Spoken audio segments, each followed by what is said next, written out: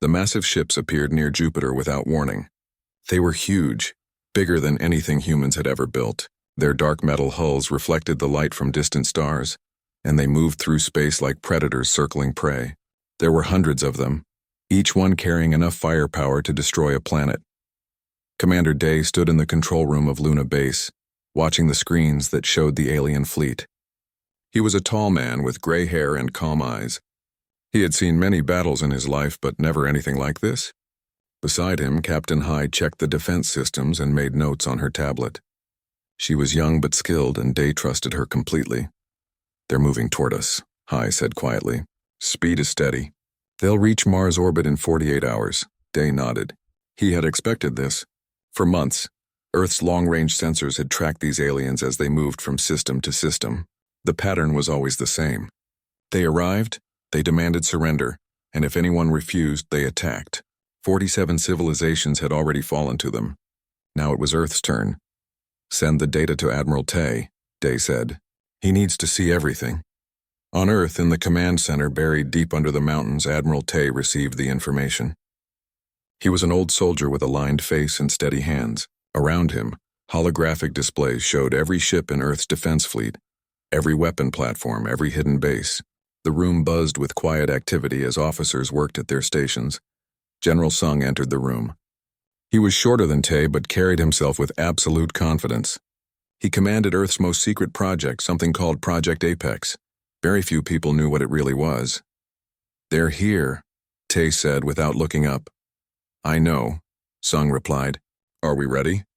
"We've been ready for years. The question is whether they'll listen to reason." On the alien flagship, War Prime Kelthak studied the blue-green planet ahead. It looked beautiful, full of life and resources. His sensors told him that billions of humans lived on its surface. They would make good slaves if they surrendered. If not, they would simply die. Kelthak was not worried. His people, the Vakril, had conquered dozens of star systems. They had weapons that could burn planets to ash. They had shields that could withstand any attack these primitive humans might attempt. He had reviewed Earth's military capabilities, and they were laughable. Nuclear weapons? Kinetic missiles? The Vakril had faced such things 1,000 years ago. "Send them our terms," Kelthak ordered his communications officer. "Standard surrender protocol." The message went out across all frequencies. It was simple and brutal. Earth had 72 hours to surrender completely. All weapons must be destroyed. All military forces must disband. Earth would become a vassal world of the Vakril Dominion. Refusal meant total destruction. Ambassador Na received the message in her office at the United Earth Council building. She was a diplomat, not a soldier, and she had spent her entire career trying to prevent war. She read the Vakril demands with a sinking heart. These were not terms that could be negotiated. These were the words of a conqueror who expected total submission. She went immediately to the emergency council session. The room was filled with leaders from every nation on Earth. Some were angry, some were afraid, but all of them knew what was at stake. This was not a political crisis. This was a threat to human survival. "We should try to negotiate," Na said desperately. "Perhaps we can find common ground." General Sung shook his head. "They don't want common ground. They want slaves or corpses. We've seen what they do to worlds that resist." "Then what do you suggest?" asked one of the council members. Admiral Tay stood up. His voice was quiet, but everyone listened. "We give them one warning.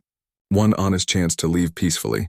After that, we show them why Earth has survived every threat it has ever faced." The council voted. It was unanimous. Back on Luna Base, Commander Day received his orders. Captain High stood beside him as he prepared the message that would be sent to the Vakril fleet. It was not a surrender. It was not a plea for mercy. It was a warning. Day looked at the alien ships on his screen. They were powerful and dangerous. But they had made one critical mistake. They thought humans were weak because they hadn't seen them fight. They were about to learn the difference between a civilization that chose peace and one that couldn't defend itself. "Send it," Day said. The message went out into the darkness of space, carrying humanity's first and final warning. The Vakril were about to discover what happened when you threatened Earth. Admiral Tay's face appeared on screens across Earth and every human colony in space. He looked directly into the camera with calm, steady eyes. Behind him, the flags of United Earth hung in silent witness. The message he was about to deliver would be heard by every human alive, and more importantly, by the alien fleet that threatened their home. "This is Admiral Tay of United Earth Command," he began. His voice was not angry or afraid. It was simply matter of fact, like a teacher explaining something obvious. "We are aware of your presence in our solar system. We have received your demands." He paused, letting his words carry across the void of space. "This is humanity's only warning. You have entered our territory without permission. You have threatened our home and our people. We are giving you one chance to leave peacefully. Turn your ships around and depart our system. You have 24 hours. Another pause. Then his voice grew quieter, but somehow more intense. "This is not a negotiation. This is not a bluff. This is mercy. We are offering you something we do not have to offer. Leave now and you will live. Refuse and you will learn why Earth still stands after 10,000 years of war." The transmission ended. Simple, direct, and utterly serious. On the Vakril flagship, War Prime Kelthak watched the message and laughed. His officers joined him, their alien voices creating harsh sounds in the command center. A warning from these primitives? It was almost insulting that they thought themselves capable of resistance. "Send them a reply," Kelthak ordered, still chuckling. "Show them what we do to worlds that refuse our generosity." The response came quickly. The Vakril broadcast images across all human channels. Burning planets, destroyed cities, alien species in chains, world after world that had dared to resist the Vakril dominion. The message was clear. This is what happens to those who say no. Kelthak personally recorded a message to Earth. "Your warning amuses us," he said, his translator rendering his words into human languages. "We have destroyed civilizations that had weapons you cannot imagine. We have shields that can withstand the fury of stars. What can you possibly do to us?" He leaned forward. "You have 24 hours to surrender unconditionally. After that, we will demonstrate why the Vakril Dominion rules this sector of space." On Luna Base, Commander Day watched the Vakril response without expression. Captain High stood beside him, her jaw tight with controlled anger. "They showed us the burning worlds," she said quietly. "They want us to be afraid." "They succeeded," Day replied. "I am afraid, but not of them. I'm afraid of what we're about to do." He opened a secure channel. "All units, this is Commander Day. Execute Phase 1 preparations. Silent running protocols in effect." Across the solar system, human forces began to move, but they moved quietly, carefully, without giving away their positions. In the asteroid belt, ships that looked like rocks powered up their systems. In the Kuiper belt, hidden bases came online. On Mars, beneath the red dust, weapons that had been built in secret began their final preparations. Major Jin led his special operations teams onto their stealth ships. Jin was small and quick with the patient eyes of a hunter. His teams were the best of the best, trained for operations that most people didn't believe were possible. They had a job to do and they had been preparing for years.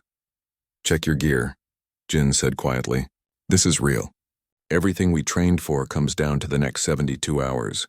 His soldiers checked their equipment in silence. They wore suits that bent light around them, carried weapons that made no sound, and had modifications to their bodies that made them faster and stronger than any normal human. They were going into the heart of the enemy fleet, and they would do it alone. Dr. Sue worked in her laboratory deep under Earth's surface. She was a scientist, not a soldier, but her weapons would kill more aliens than any gun. She ran diagnostics on systems that had never been used in combat. Everything showed green. Her creations were ready. She thought about the Vakril message about the burning worlds. Part of her wanted to find another way, but she was also a realist. Some threats couldn't be negotiated with. Some enemies only understood force. Ambassador Na made one final attempt at contact. She sent a direct communication to the Vakril flagship, offering to meet for talks, suggesting compromises, begging them to reconsider. Her message was passionate and honest. She truly believed that war was never the only answer. The Vakril didn't respond. They didn't even acknowledge her message. As the deadline approached, Admiral Tay gathered his senior officers. General Sung was there, along with Commander Day via video link from Luna Base. They looked at each other.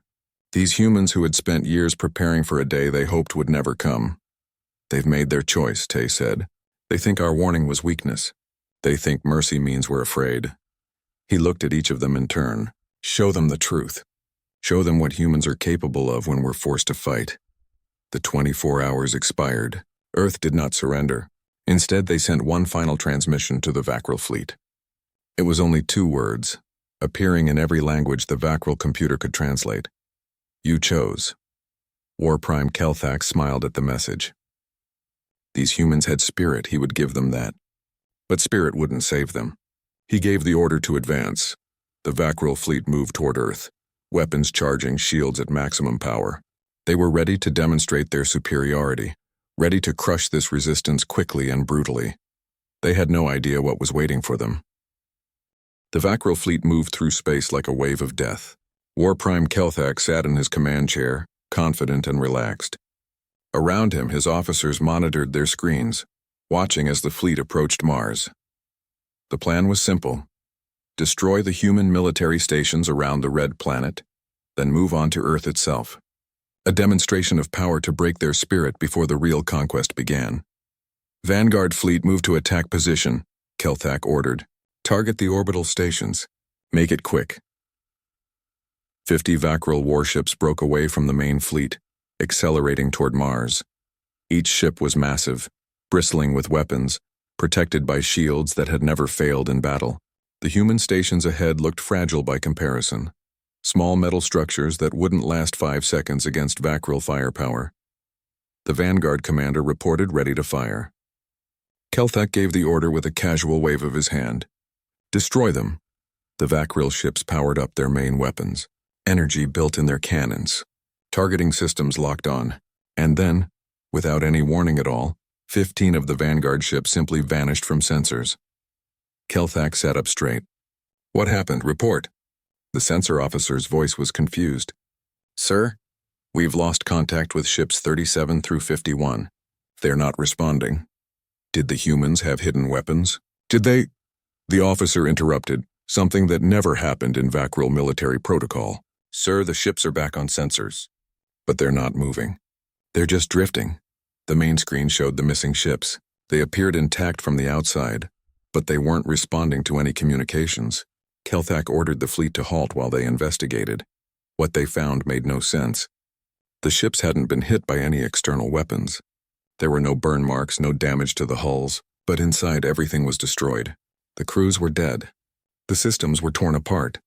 It looked like something had ripped through the ships from within. Then the rest of the Vanguard started dying.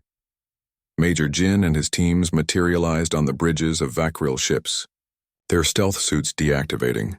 They had been hiding aboard these vessels for hours, patient and invisible, waiting for the right moment. Now that moment had come. Jin's weapon made almost no sound, just a quiet hiss as it fired. The rounds punched through Vacral armor like paper. His team moved through the ship with brutal efficiency, targeting critical systems, destroying weapons controls, and ensuring the ship could never fight again. They did it all in less than 3 minutes. Then they disappeared, their stealth systems reactivating, moving on to the next target.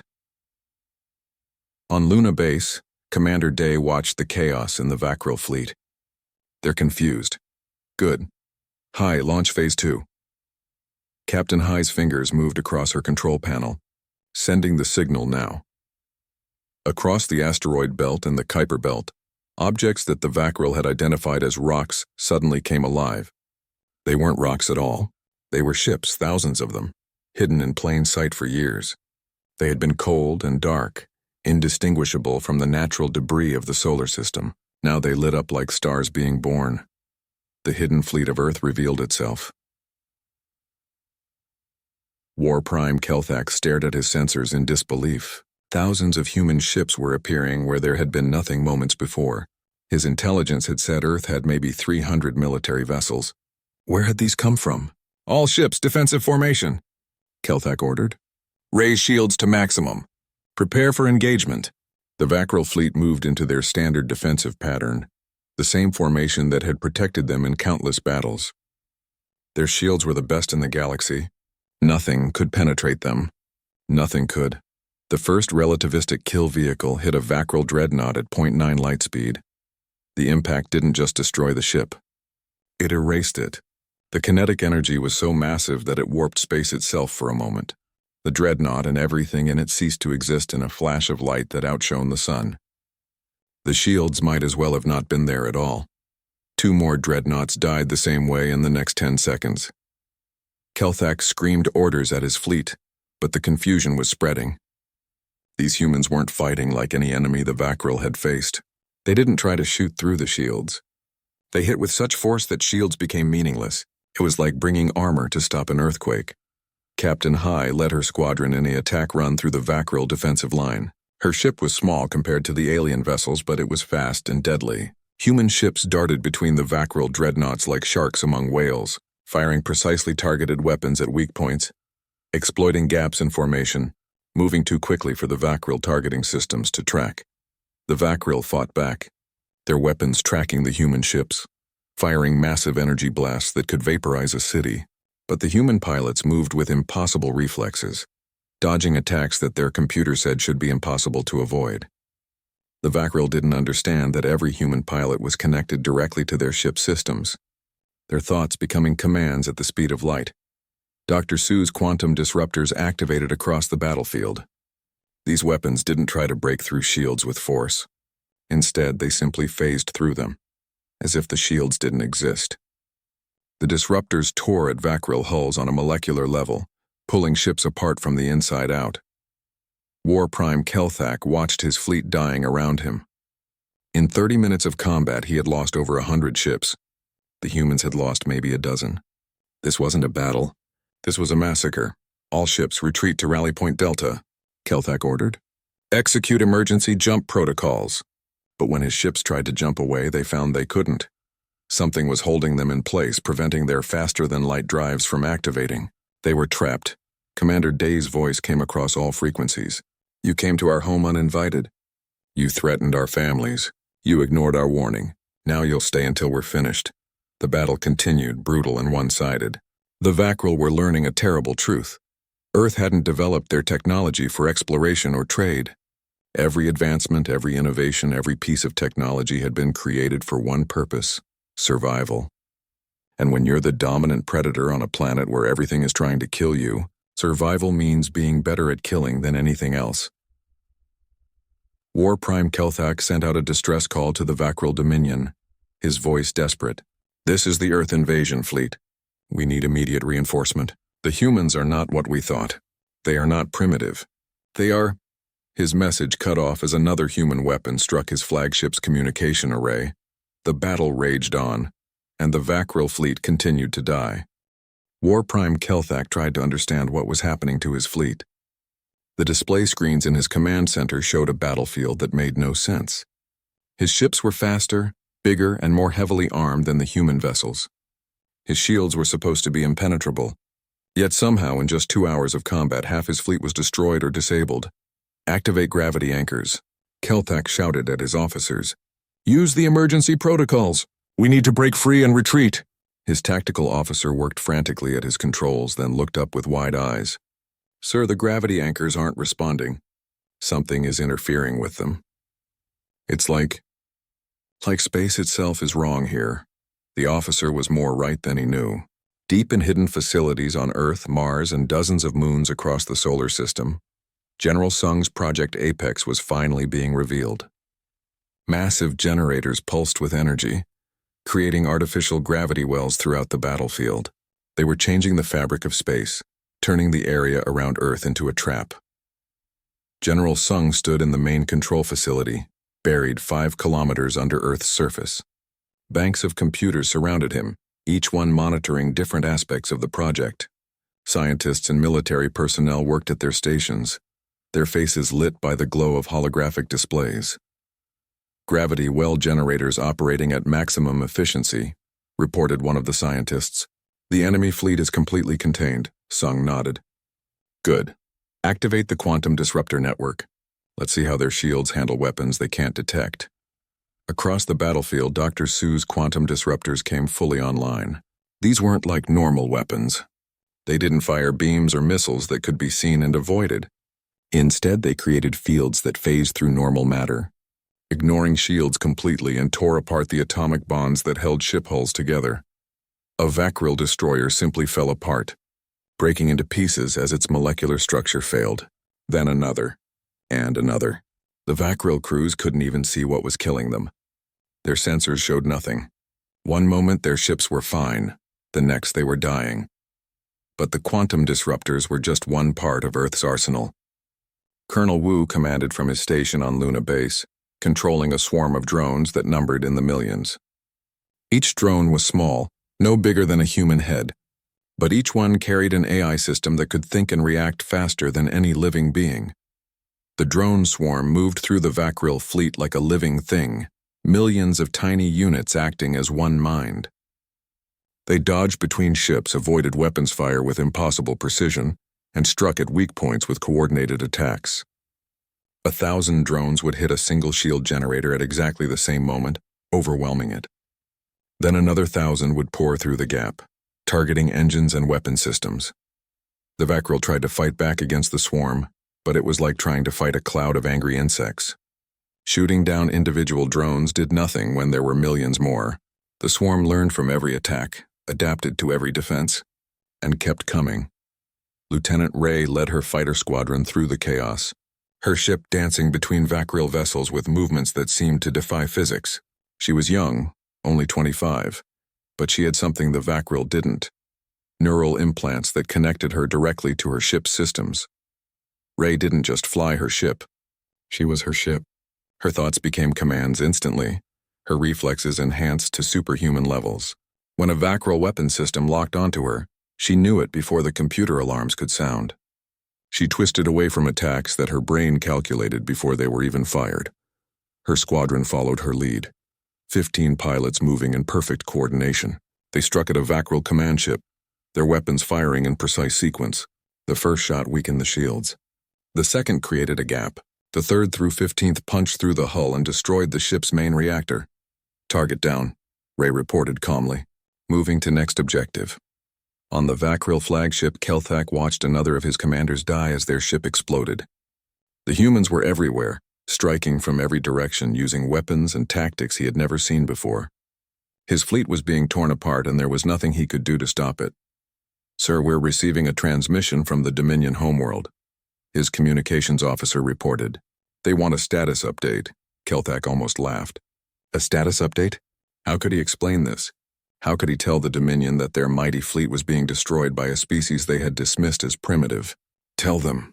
Kelthak started, then stopped. What could he tell them? Tell them the humans are not what our intelligence reports suggested. Tell them we need immediate reinforcement. Tell them, he paused again, tell them that Earth must be avoided at all costs. Before the message could be sent, something new appeared on the sensors. More human ships were emerging from hiding, but these were different. They were bigger, heavily armored, and they moved with obvious purpose toward the center of the Vakril fleet. Commander Day watched from Luna Base as the heavy assault ships moved into position. These were humanity's hammer, designed for one purpose: breaking through any defense. They carried no fancy quantum weapons or relativistic kill vehicles. They had something simpler: massive kinetic cannons that fired shells the size of buildings. "Heavy assault group, you are cleared to engage," Day said into his communicator. The heavy ships opened fire. The sound of their cannons firing could be heard even in space, transmitted through their hulls. Massive shells streaked across the battlefield, each one carrying enough kinetic energy to crack a moon. When they hit Vakril ships, they didn't just punch through the hulls. They went through one ship and kept going, hitting the ship behind it, and sometimes the ship behind that.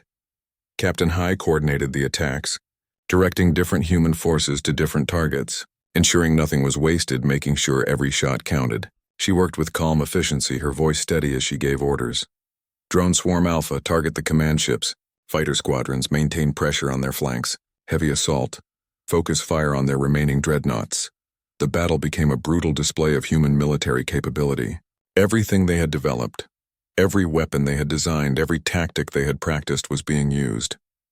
And the Vakril, who had thought themselves the masters of warfare, found themselves completely outmatched. War Prime Kelthak realized with growing horror that his fleet couldn't win. They couldn't even survive much longer. In 3 hours of combat, he had gone from commanding 800 ships to barely 200, and the humans showed no signs of slowing down. He tried one desperate move. All remaining ships concentrate fire on Earth itself. If we can threaten their homeworld, they might. General Sung had anticipated this. Activate Fortress Protocol, he ordered calmly. High above Earth, something impossible began to happen. The moon, Earth's ancient companion, began to change. War Prime Kelthak ordered his remaining ships to charge Earth directly. It was a desperate move, but he hoped that threatening the human homeworld might force them to negotiate. His 200 surviving vessels turned toward the blue planet and accelerated, weapons charging for bombardment. Then the moon opened. Massive sections of the lunar surface slid apart like doors, revealing what lay beneath. The entire interior of Earth's moon had been hollowed out and converted into the largest weapons platform in human space. What billions of people had thought was a natural satellite was actually humanity's ultimate defense system. Commander Day stood in Luna Base, which wasn't just a base at all. It was the control center for a gun the size of a celestial body. Around him, hundreds of technicians worked at stations that controlled systems built into the moon's very core. Reactors that had been installed decades ago began feeding power to the main weapon. Fortress Protocol activated, Day reported to Admiral Tay. All systems online. Ready to fire. Captain Hai stood at the weapons control station. Her hands moved across the holographic interface targeting the Vakril ships. The calculations were complex, but the computer systems handled most of it. She just needed to confirm the targets and give the order. 30 Vakril ships in primary firing solution, Hai reported. Additional 50 in secondary range. Fire when ready, Day said quietly. Hai pressed the firing control. Deep inside the moon, energy that had been building for years suddenly released. A beam of pure energy, wider than a skyscraper, lanced out from the lunar surface. It didn't look like a weapon. It looked like a piece of the sun had broken off and was reaching across space. The beam touched the Vakril ships and they simply ceased to exist. Not destroyed, not blown apart. They were unmade, broken down into their basic atoms by energy that ripped apart the very bonds holding matter together. 30 ships died in less than a second. The beam shut off. There was a pause as the weapon recharged. 3 seconds later, it fired again. Another 30 ships vanished. Then again, and again. War Prime Kelthak watched in absolute horror as his fleet was erased from existence. The moon wasn't just a weapon. It was death itself, patient and unstoppable. Each shot was perfectly aimed, perfectly timed. There was no way to dodge it, no way to shield against it. His ships simply disappeared one group at a time. Scatter the fleet, Kelthak screamed. Break formation. Emergency evasion. His remaining ships tried to spread out, to make themselves harder to target. But the moon's weapon didn't care. It fired again and again, each shot eliminating another group of vessels. The targeting was so precise that it never wasted energy, never missed, never stopped. But even the moon was just one weapon in Earth's arsenal. On Mercury, the closest planet to the sun, another of humanity's secrets activated. Dr. Su had spent 15 years converting the small planet into a solar energy collector. Massive panels covered its surface, drinking in the power of the nearby star. That energy was stored, concentrated, and could be released in devastating beams. Mercury array online, Dr. Su reported from her control center on Earth. We have full solar collection, ready to fire. Admiral Tay authorized the activation. Do it. From Mercury's surface, beams of concentrated solar energy shot across space. They were powered by the sun itself, carrying heat and fury that could melt mountains. The beams reached across millions of kilometers in seconds and struck the Vakril fleet.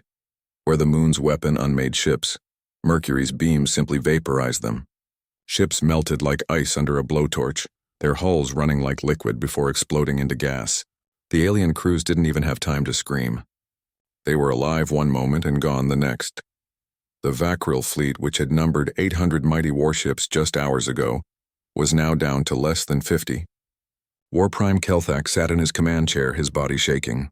He had conquered worlds. He had destroyed civilizations. He had thought himself one of the greatest military commanders in the galaxy. Now he understood that he knew nothing about war. Real war. Human war. These humans had turned their entire solar system into a fortress. Their moon was a gun. Their smallest planet was a weapon. They had built defenses that didn't just protect them, but could reach out and destroy entire fleets. And they had done it all while appearing peaceful and primitive to the galaxy. Sir, what are your orders? his tactical officer asked quietly. Kelthak looked at the officer. The young Vakral's face showed the same shock and fear that Kelthak felt. They had all thought this would be easy. They had all been so wrong. "Open a channel to the human commander," Kelthak said. His voice was hollow. "I will offer our surrender." On Luna Base, Commander Day received the surrender request. He looked at Captain High, who had her hand still on the firing controls. One more shot from the moon's weapon would finish the Vakral fleet completely. What should I tell them? Day asked Admiral Tay over the communication line. Tay's response was immediate and cold. "Denied. We offered them mercy once. They chose to ignore it." Day relayed the message to the Vakral. "Your surrender is not accepted. You were given one warning. You chose to fight. Now you will face the consequences of that choice." Kelthak felt despair settle over him. The humans weren't going to let them surrender. They were going to be destroyed completely. He thought about his people back on the Vakral homeworld, about the families of all the soldiers who had died here. What would happen when Earth came for them? But then something unexpected happened. The human weapons stopped firing. General Sung's voice came across the communication channels. "Vakral fleet, your weapons are now disabled. Our boarding teams are approaching. You will not resist. You will surrender your ships to us. Any attempt to fight back will result in the immediate destruction of your entire remaining fleet." Before Kelthak could respond, he saw human stealth ships materializing around his vessel. Major Jin's special operations teams had been moving into position the entire time. Within minutes, human soldiers were boarding every surviving Vakral ship. The Vakral crews, exhausted and terrified, offered no resistance. What was the point? These humans had destroyed their fleet with ease. Fighting them up close would be suicide. Major Jin entered the bridge of the Vakral flagship. He was small compared to the tall Vakral warriors, but they all backed away from him. He walked directly to War Prime Kelthak's command chair. "You are now a prisoner of Earth," Jin said simply. "Your crew will be secured but not harmed. Your ships will be taken into custody, and you, personally, will have the honor of carrying a message back to your dominion." Kelthak looked at the human soldier. "What message?" Jin's expression was hard. "You'll see." The remaining Vakral ships were secured without a single shot being fired. The battle was over. Earth had won completely. War Prime Kelthak sat in a small room on Luna Base. It was not a prison cell exactly, but it was clear he was a prisoner. The door had no handle on the inside. Guards stood outside. He had been stripped of his weapons and rank insignia. For a Vakral commander who had never known defeat, it was humiliating beyond words. The door opened. General Sung entered, followed by Admiral Tay. The two humans looked at Kelthak with expressions that were hard to read. Not angry, not triumphant, just tired. "Do you understand what happened here?" Sung asked, sitting down across from Kelthak. The Vakral commander looked at the human general. "You defeated us completely with weapons we didn't know existed." "No," Sung said. "That's not what I asked. Do you understand what happened?" Kelthak was silent for a moment. Then he said, "You gave us a warning. We ignored it. You could have destroyed us immediately, but you gave us a chance. We still attacked. So you showed us what you were capable of." Sung nodded. "Better, but still not quite right." He leaned forward. "We showed you what we're capable of when we're defending our home. What you saw was Earth fighting carefully, trying to minimize how much we revealed, trying to end the battle as quickly as possible. What you saw was us holding back." Kelthak felt a chill run through him. Holding back? That nightmare of a battle was them holding back? Admiral Tay spoke for the first time. "Your fleet was destroyed in 4 hours. We have weapons we didn't use, systems we didn't activate, strategies we didn't need to employ. You came here with 800 ships and thought it would be enough to conquer us." He paused. "We could have destroyed you all in the first 10 minutes. We chose not to." "Why?" Kelthak asked. "Why not just kill us all?" "Because," Yusung said quietly, "we remember what it's like to be the aggressor. We remember the wars we fought against each other before we unified. We remember the millions who died in conflicts that solved nothing. We don't want to be conquerors. We don't want to be the thing we had to fight so hard to stop being." He stood up and walked to the window that looked out over the lunar surface. Earth hung in the black sky, beautiful and blue. "We became good at war because we had no choice," Sung continued. "Every advancement in our history, every technological leap came from trying to survive. We learned to kill efficiently because if we didn't, we would die. But we also learned something else. We learned that peace is better. That cooperation is stronger than conquest. That the only wars worth fighting are defensive ones. Kelthak listened, trying to understand. The Vakril had never thought this way. For them, strength meant domination. Power meant taking what you wanted. The idea that someone could be strong enough to conquer but choose not to was alien to his thinking. You're going to release us? Kelthak asked. Some of you, Tay replied. Your crews will be returned to the Vakril Dominion unharmed. They will be given food, medical care, and transportation. We will keep your weapons and your warships.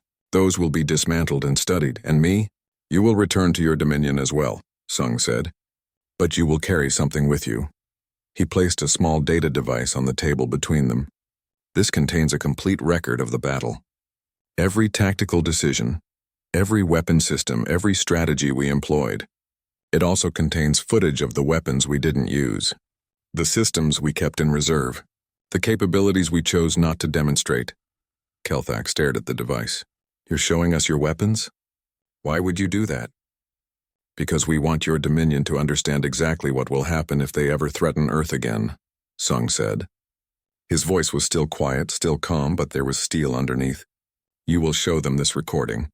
You will tell them that this is what happened when they sent 800 ships against us. And then you will tell them that if they come again, we won't defend. We will attack. The general's eyes locked onto Kelthak's. Earth has no interest in conquering other worlds. We don't want your territory. We don't want your resources. But if the Vakril Dominion threatens us again, we will visit every world in your empire. We will demonstrate what happens when you wake a sleeping predator. And when we're done, the Vakril will remember Earth's name with terror. There was silence in the room. Kelthak understood now. This wasn't mercy. This was a message. Earth was showing strength so overwhelming that the Vakril would never dare attack again. There's another option, a new voice said from the doorway. Ambassador Na entered the room. She had been crying, Kelthak could tell. Her eyes were red.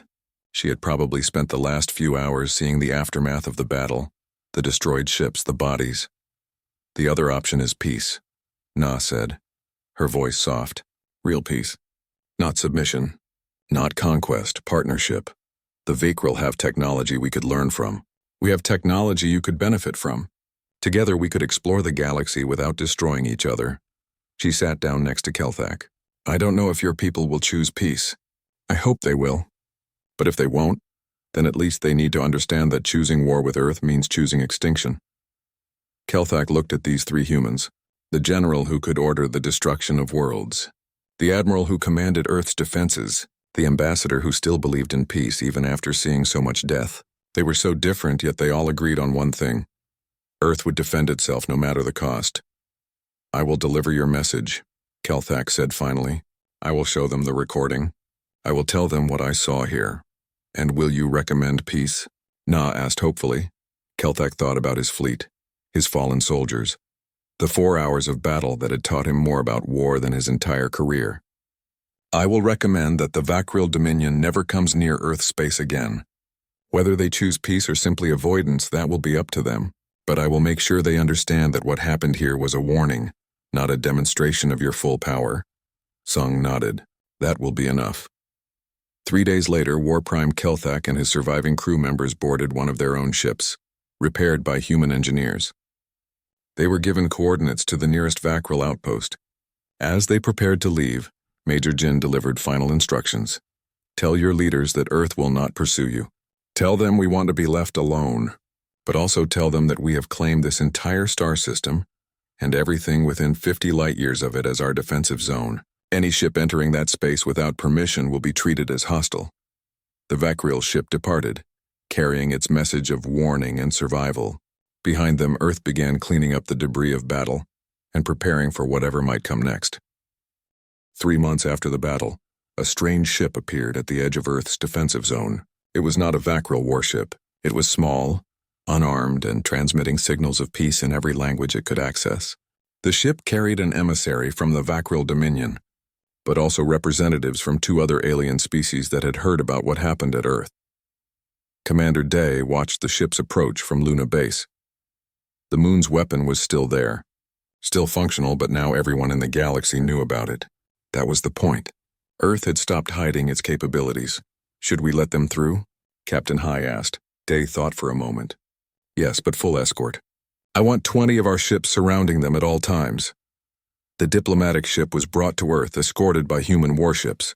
It landed at the new United Earth Diplomatic Center, a building constructed specifically for meeting with alien species.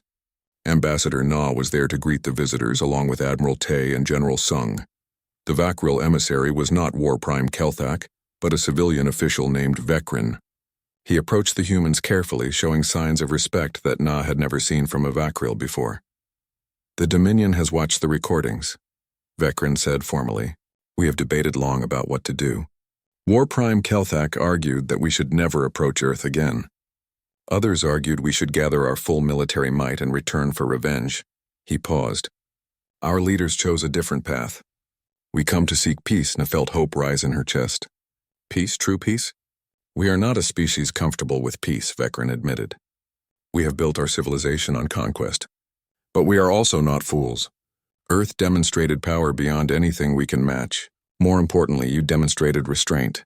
You could have hunted down our survivors, tracked our ships back to our worlds, and destroyed us completely. Instead, you let us go with a warning. Admiral Tay spoke, his voice neutral. We did not want to destroy you. We wanted you to leave us alone. And we will, Vekrin said. The Dominion recognizes Earth's claimed space as sovereign territory. We will not enter it without permission. We will not threaten human colonies. In exchange, we hope you will consider an exchange of knowledge, trade, and perhaps eventually, true cooperation. The other two alien species present also spoke. They represented smaller civilizations that had heard about Earth's warning to the Vakril. They came not from fear but from curiosity and hope. If humans could force the Vakril to back down, perhaps they could help protect others from aggression as well.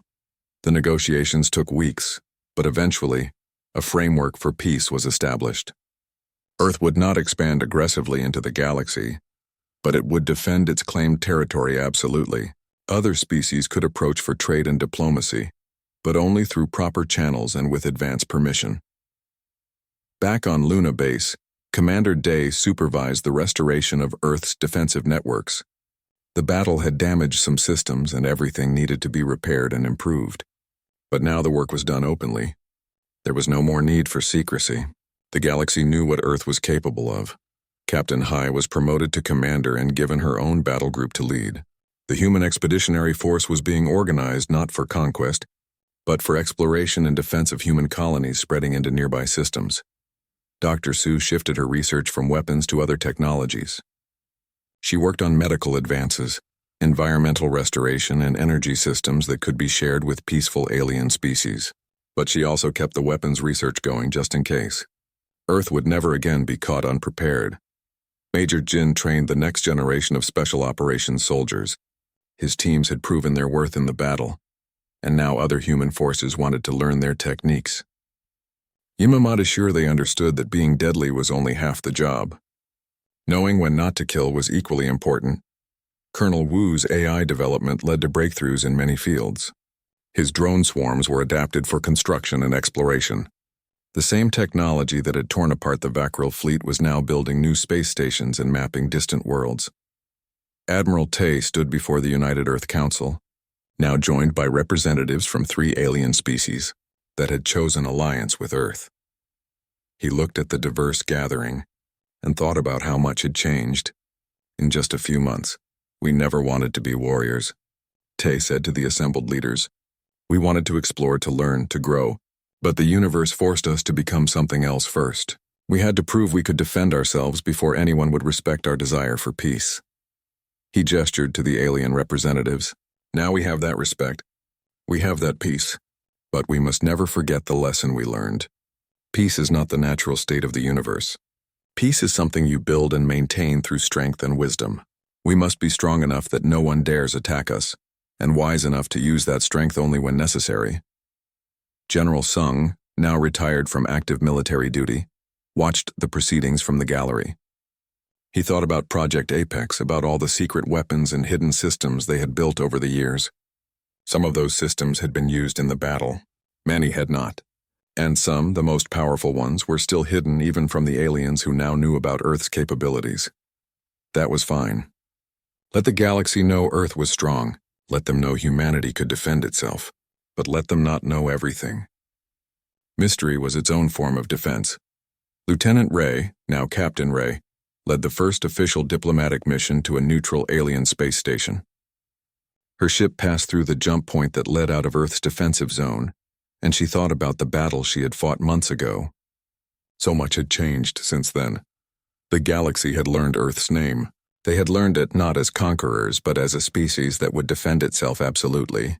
Other civilizations approached Earth now with respect, sometimes with fear, but always with the understanding that humans were not to be threatened. Captain Ray's mission was to establish trade agreements and diplomatic relations with 5 different species. It was peaceful work, the kind of work humans had always wanted to do among the stars. But her ship still carried weapons. Her crew was still trained for combat. Peace, they all knew, was maintained by those ready for war. On Earth, in a quiet office in the United Earth building, Ambassador Na worked on new protocols for first contact with alien species. She wanted to make sure that future encounters didn't end in bloodshed. She wanted to build bridges instead of barriers. But even Na understood the reality now. Earth had given the Vakril a warning. When that warning was ignored, Earth had demonstrated its fury. That demonstration had brought peace. Not perfect peace, not universal peace, but real, working peace with neighbors who understood that attacking Earth was suicide. The warning had been simple. Leave now, or face humanity's fury. The Vakril had chosen poorly, but from their mistake others learned wisdom. Earth stood now as a fortress among the stars, not aggressive, not expanding through conquest, but absolutely unbreakable. The galaxy had learned a simple truth. Humans were not the strongest species or the oldest or the wisest, but they were the survivors. And they had spent 10,000 years learning how to survive anything. One species had tested them. That species now lived in peace with Earth, having learned the lesson. Other species watched and learned without needing to test Earth themselves. And if someone in the future forgot, if another alien empire came to Earth's space with demands and threats, well, the moon still had its weapon. Mercury still collected solar energy. The hidden fleet still waited in the dark spaces between worlds. Earth had given its warning once. The galaxy remembered, and that memory kept the peace. Humanity had finally found its place among the stars, not as conquerors, not as victims, but as guardians of their own future, strong enough to deter aggression and wise enough to choose peace whenever possible. The warning had been heard. The fury had been witnessed. Now came the difficult, beautiful work of building something better than war. And Earth, having proven it could survive anything, was ready to thrive.